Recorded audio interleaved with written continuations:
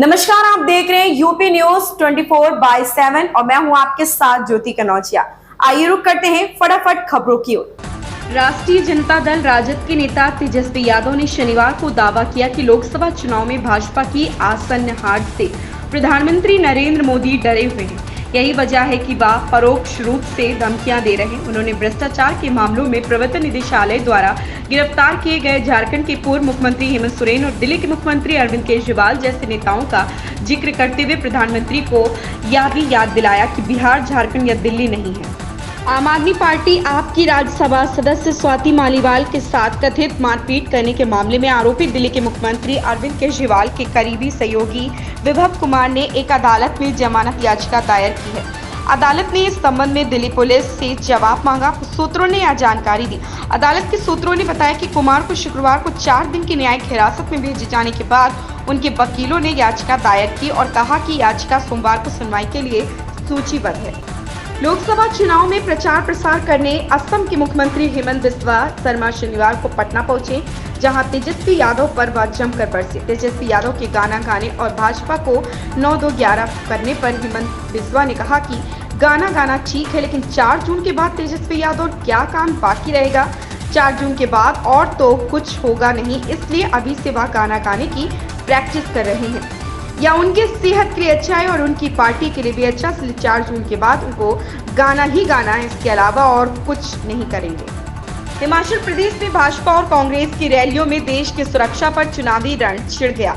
देवभूमि एक तरह से सियासी कुरुक्षेत्र बन गई। शुक्रवार को प्रधानमंत्री मोदी ने कहा था कि कांग्रेस ने पाकिस्तान को सिर पर बैठाया, तो शनिवार को कांग्रेस के राष्ट्रीय अध्यक्ष मल्लिकार्जुन खड़गे ने कहा कि सीमा पर चीन अंदर भारत में घुसकर सड़कें व घर बना रहा, इन्हें इसकी चिंता नहीं। सरकारी कर्मचारियों की क्षमता में विस्तार करने के लिए राजस्थान सरकार मिशन कर्मयोगी लागू करने जा रही। यह योजना केंद्र सरकार की है, जिसे सितंबर 2020 में केंद्रीय कैबिनेट ने मंजूरी दी थी। इसमें कर्मचारियों की क्षमताओं का विस्तार करने के लिए उनके स्किल डेवलपमेंट के कोर्स चलाए जाते हैं। इसमें कर्मचारियों को ट्रेनिंग प्रदान की जाएगी, ई लर्निंग कंटेंट प्रदान किया जाएगा।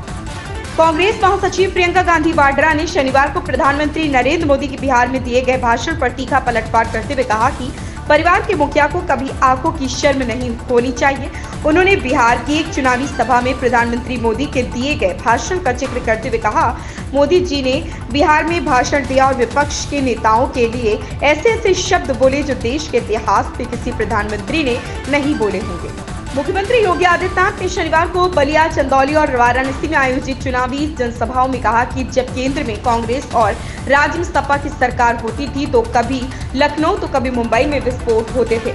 अब तो एक पटाखे की आवाज सुनकर भी पाकिस्तान कहने लगता है कि हमने नहीं किया। सीएम योगी ने बलिया में भाजपा प्रत्याशी के समर्थन में जनसभा की। महाराष्ट्र का अकोला जिला पिछले 2 दिन में राज्य का सबसे गर्म शहर रहा, जहां अधिकतम तापमान 45 डिग्री सेल्सियस से अधिक दर्ज किया गया। भारत मौसम विज्ञान विभाग ने यह जानकारी दी। अकोला में लू की संभावना को देखते हुए जिलाधिकारी अजीत कुमार ने 31 मई तक दंड प्रक्रिया संहिता की धारा 144 शनिवार को लागू कर दी। जिलाधिकारी ने प्रतिष्ठानों को श्रमिकों के लिए पीने के पानी और पंखों की पर्याप्त व्यवस्था करने का आदेश दिया है। टीम इंडिया के ऑलराउंडर हार्दिक पांड्या और नताशा स्टेनकोविच के बीच तलाक की अफवाहें उड़ रही। इसी बीच नताशा मुंबई में स्पॉट हुई। इस दौरान उनसे रिपोर्टर ने डिवोर्स पर सवाल किया तो नताशा ने चिढ़ते हुए सिर्फ इतना कहा, thank you very much. Natasha के साथ इस दौरान एक्ट्रेस दिशा पाटनी के रूमर्ड बॉयफ्रेंड एलेक्स भी नजर आए। प्रधानमंत्री नरेंद्र मोदी ने उत्तर प्रदेश के मिर्जापुर में लोकसभा चुनाव के अंतिम चरण के लिए प्रचार किया।